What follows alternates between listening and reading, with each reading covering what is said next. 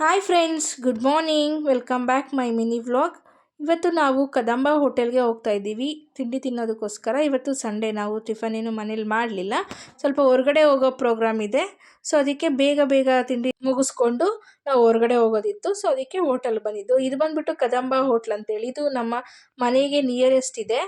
ಇದನ್ನ ಮೊದಲು ಕಾಮತ್ ಹೋಟೆಲ್ ಅಂತ ಕರೀತಾ ಇದ್ರು. ಈಗ ಇದನ್ನ ಕದಂಬ ಹೋಟೆಲ್ ಅಂತ ಮಾಡಿದ್ದಾರೆ, ಬೇರೆಯವರು ಕಾಂಟ್ರಾಕ್ಟ್ ತಗೊಂಡು. ಇವತ್ತು ಸಂಡೇ ಅಲ್ವಾ, ಜನ ತುಂಬ ಫುಲ್ಲಾಗಿದ್ದರು. ನಾವು ವೇಟಿಂಗ್ ಲಿಸ್ಟಲ್ಲಿದ್ವಿ. ಸೊ ವೆಯ್ಟ್ ಮಾಡ್ತಾಯಿದ್ವಿ. ಇದು ಒಂದು ಮಿನಿ ಪಾರ್ಟಿ ಹಾಲು. ಇದ್ರದ್ದು ಕಾಮತ್ ಅವ್ರದ್ದೇ. ಇದು ಕೂಡ ಅಲ್ಲಿ ಚಿಕ್ಕ ಚಿಕ್ಕ ಫಂಕ್ಷನ್ಸ್ಗೆಲ್ಲ ಯೂಸ್ ಮಾಡ್ಕೋಬಹುದು.